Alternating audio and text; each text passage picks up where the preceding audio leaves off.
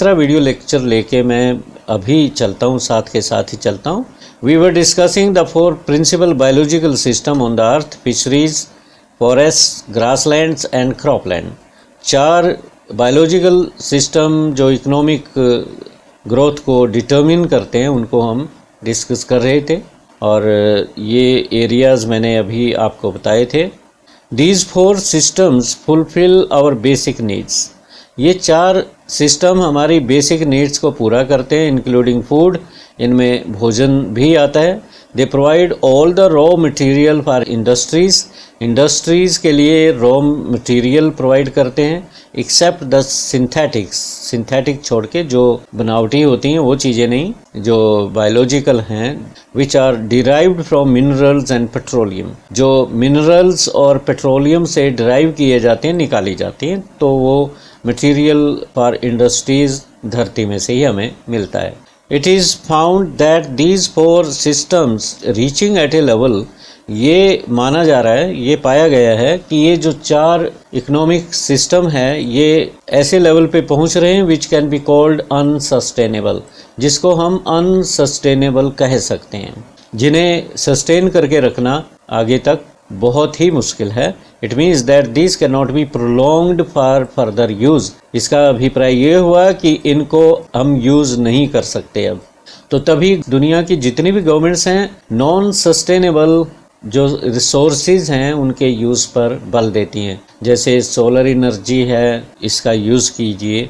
The day is not far away when fisheries will collapse, और fishery दुनिया में बहुत ही अधिक लोगों की रोजी रोटी है, तो फिशरी कोलैप्स हो जाएगी, फिनिश होने के कगार पे। फॉरेस्ट विल डिसअपियर, अगर इसी स्पीड पे फॉरेस्ट कटते रहे, पेड़ कटते रहे और उनको अधिक संख्या में हम नहीं लगाते, उनको रिप्लेस नहीं करते, तो फॉरेस्ट भी डिसअपियर हो जाएंगे। और कल्पना कीजिए धरती पे कोई पेड़ ना हो, ग्रीनरी ना हो, तो इंसान कैसे जिएंगे? जितने भी क्रीचर्स हैं धरती पे वो कैसे जिएंगे? और grasslands will be converted into barren wastelands, तो ग्रासलैंड्स बैरन वेस्टलैंड बन जाएंगी। बारिश ही नहीं होगी तो ग्रासलैंड ग्रोथ नहीं होगी, उनमें तो घास धरती पे नहीं होगा, बिल्कुल ड्राईनेस आ जाएगी, वेस्टलैंड बन जाएंगी। क्रॉपलैंड खत्म हो जाएंगे, एग्रीकल्चरल लैंड भी इनफर्टाइल बन जाएगी ड्यू टू केमिकल मैन्योर, क्योंकि इंसान केमिकल मैन्योर इतना यूज करता है तो फर्टिलिटी धरती की वैसे ही खराब होती जा रही है। तो जो 4 ये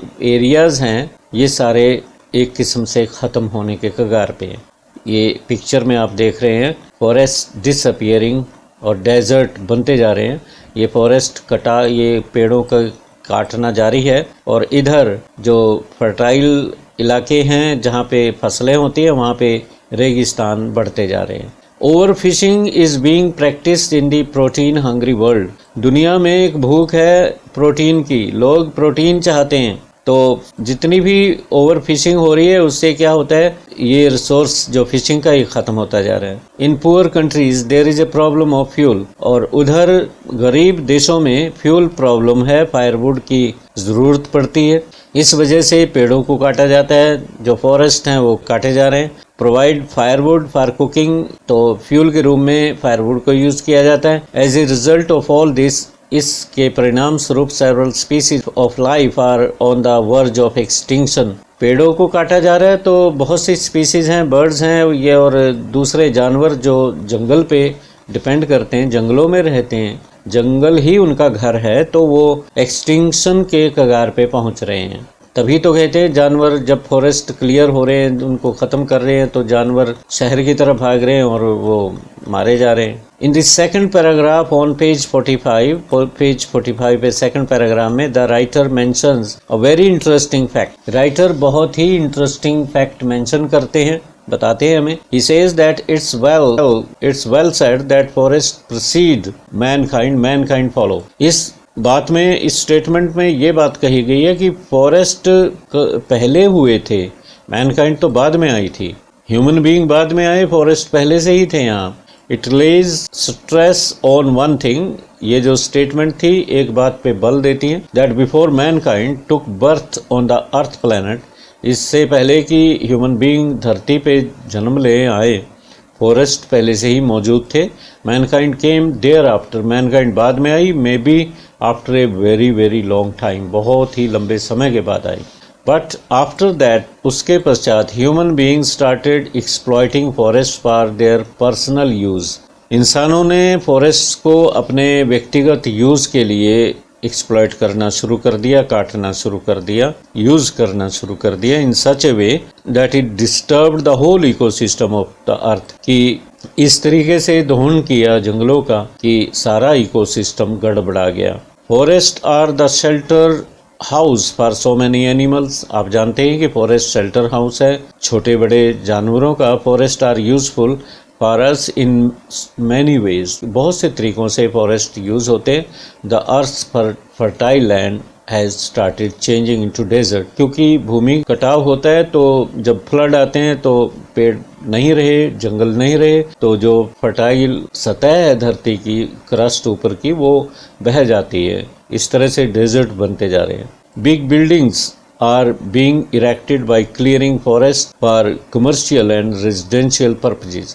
लेसन में, टेक्स्ट में ये बातें नहीं हैं, हमने यहाँ थोड़ा सा और डिटेल में जाने के लिए ये बातें निकाली हैं, इनका जिक्र मैं कर रहा हूँ। कमर्शियल और रेजिडेंशियल पर्पजेज के लिए खाली किए जाते हैं, फॉरेस्ट को काटा जाता है। The speed of cutting trees is proportionately higher than of planting them, ये राइटर ने बात कही है कि जो स्पीड है प्लांटिंग की, प्लांट लगाने की, ट्रीज लगाने की, वो बहुत कम है, अनुपात उसका बहुत नीचे है। Human activities are responsible for causing various types of damages done to the ecosystem of the earth, और ये बात हमने कही है कि ह्यूमन एक्टिविटीज़ ही इस सारे इकोसिस्टम को ख़राब करने में जिम्मेवार है। It has to be stopped at any cost in order to save this planet, इस प्लैनेट को बचाने के लिए ह्यूमन एक्टिविटीज़ को कर्टेल करना होगा। The tropical rain forest is a hot moist biome found near earth equator, और tropical forest equator के आसपास पाए जाते हैं। The world's largest tropical rain forest are in South America, South America में लार्जेस्ट ट्रॉपिकल रेन फॉरेस्ट हैं, Africa में और साउथ एशिया में। ट्रॉपिकल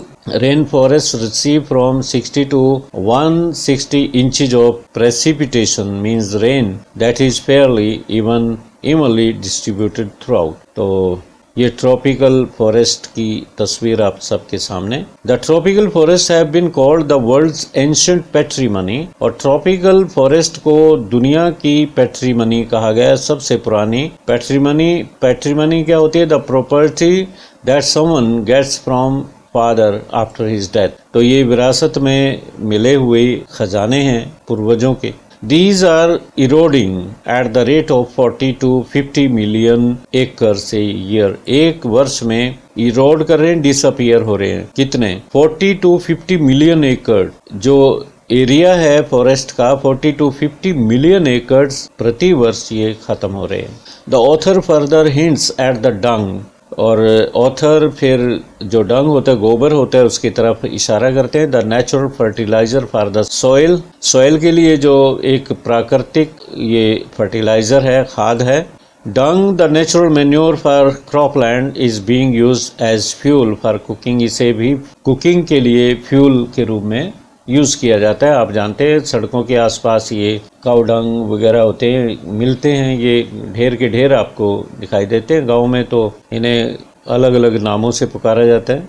और it's being burnt for cooking purposes, इसे कुकिंग पर्पजेज के लिए इस्तेमाल किया जाता है। और इसकी जगह chemical fertilisers are being used unreasonably to increase the fertility of the land, धरती की उपजाऊपन बढ़ाने के लिए ब्लाइंडली, अंधे तरीके से केमिकल फर्टिलाइजर्स यूज किए जा रहे हैं, जिससे जो धरती की उपजाऊपन है वो खत्म होता जा रहा है। This foolish practice is also turning soil into infertile piece of land according to the World Bank's estimate. World Bank estimates के अनुसार we need to increase the rate of speed of forest plantation, जो forest plantation है उनकी speed बढ़ानी होगी 5 times more to cope with the firewood demand, जो firewood demand है उसको कोप अप करने के लिए तो 5 गुना प्लांटेशन हमें बढ़ाना होगा।